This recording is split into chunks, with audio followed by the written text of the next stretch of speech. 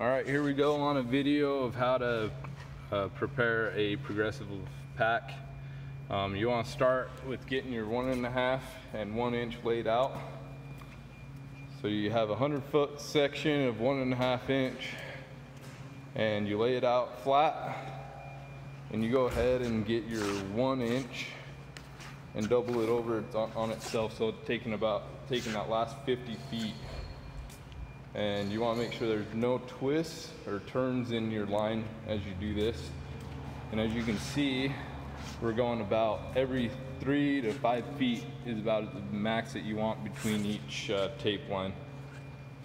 You do about 1 to 2 wraps around around the section of hose to ensure that it's not getting popped off sooner than you want it. That's when it becomes a mess if the tape pops too soon. So we're gonna go ahead, like I showed you in the last video, the 1.5 inch Y and the nozzles attached already with the reducer on there. And now we're gonna go ahead and pack it into this pack sack that we got. So we start with our firefighter, dropping the Y directly into the bottom of the bag. You want it sitting as flat as you can get it on the bottom of that bag. The firefighter is going to start packing the hose, and you kind of just do an accordion lay underneath the Y handles when you first start.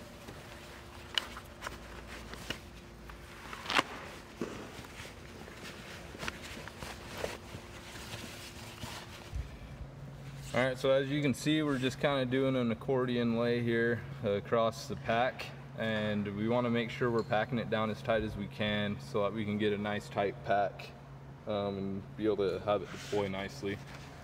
Go ahead and keep packing this up so we can show them how we're laying it across here.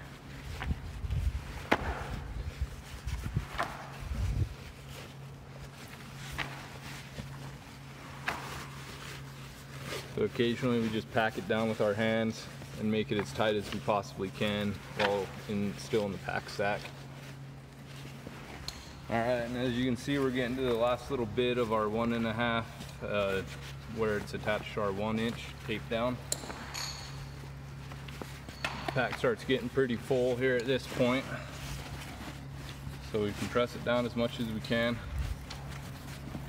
Get the last little bit tucked in there, just like that.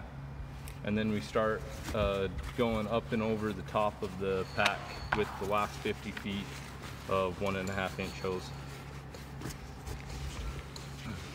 So you need to work it down into the bottom of the pack as far as you can go, but it's taking up as much hose as you can. And the deeper you go and harder it is, the tighter it's going to be.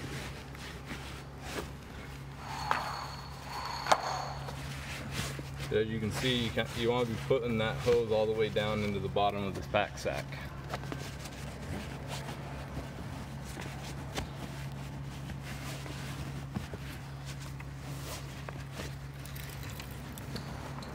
And you go back up over the top, go down the back side of it.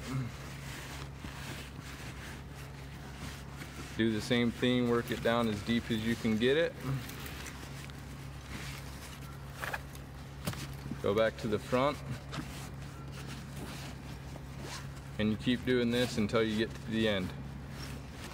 Alright, here we are getting close to the end of this pack here. Probably got about 10 feet left or so. Like you can see, we've just been going back and forth, front to back with this pack, packing the hose down in it. As we get to the end, we want to make sure that our coupling is available for us to get to easily, have easy access to it so that we can hook it onto our truck and go. That's the great thing about the progressive packs, is the easiness that they deploy with, and no messes for us, and it's just quick, and we're able to get a good initial attack with progressive packs. You don't have to worry about pulling cross lays off your structure engines or anything. It's just pull these and you have 100 feet of line to go, and you can keep adding into them at the Ys. And as you can see here, we have the coupling right here at the very end of our bag. So we want to tuck this right into the edge here and just leave it accessible so that we can grab it and tie into our truck very easily. So let's just keep that coupling just like that, and then we'll snap our bag up, and then it's all ready to deploy again.